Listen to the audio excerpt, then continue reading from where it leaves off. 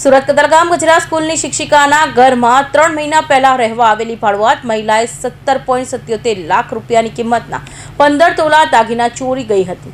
સમગ્ર મામલે કતારગામ પોલીસે હાથફેરો કરનાર મહિલાની ધરપકડ કરી વધુ તપાસ શરૂ કરી છે। સુરતના કતારગામ પોલીસ મથકમાં કતારગામ ખાતે આવેલા કંટેશપુર સોસાયટીમાં રહેતી શિલ્પાબેન અરવિંદ પદમાણીએ નોંધાયેલી ફરિયાદમાં જણાવ્યું હતું કે તેઓના ઘરમાંથી 15 તોલા દાગીના ચોરી થઈ। શિક્ષિકાની ફરિયાદ પ્રમાણે પતિ સચિનમાં કાપડનું કારખાનું ચલાવે છે। પુત્ર 12મા ધોરણમાં અભ્યાસ કરે છે। પહેલો અને બીજો માળ ભાડે આપ્યો હતો। ગત 21મી એપ્રિલ રામકથા રોડ ઉપર જેઠની પુત્રીનો ચાંદલો વિધિમાં જવા માટે કબાટના ખોલતા તેમાંથી 17.77 લાખ રૂપિયાની કિંમતના 15 તોલા દાગીના ચોરી થઈ ગયા હતા।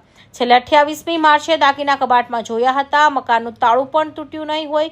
કોઈ જાણભેદુ ચોરી કર્યાની શંકા સાથે ઇન્સ્પેક્ટર LR ગોહિલ અને સબ ઇન્સ્પેક્ટર NS સાકરિયાએ તપાસનો દોર આગળ લંબાવ્યો હતો। બીજા માળનું ભાડુઆત 8 વર્ષથી અને પહેલા માળે રહેતું ભાડુઆત 3 મહિના પહેલા જ રહેવા આવ્યો હતો।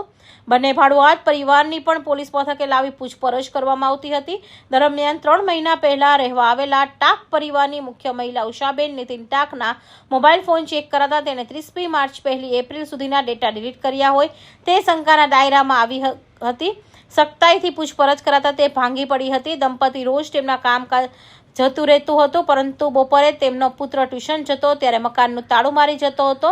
આ 3 દિવસ દરમિયાન પુત્રએ મુખ્ય દરવાજો તાળું તો માર્યું હતું, પરંતુ સીડીને અડીને આવેલા બીજા રૂમનું તાળું નહીં માર્યું હોય તે અંદર ઘૂસી ગઈ હતી અને દાગીના ચોરી લીધા હતા। ઉષાએ વધુમાં કરેલી કબૂલાત પ્રમાણે તેના 2 પુત્રો પૈકી એક પુત્રએ થોડાક સમય પહેલા જ લગ્ન કર્યા હતા। પુત્રવધૂને કરિયાવરમાં દાગીના આપવા કામ લાગશે તેવું વિચારી હાથફેરો કર્યો હતો। હાલ કતારગામ પોલીસે ઉષા ટાકની ધરપકડ કરી વધુ તપાસ શરૂ કરી છે।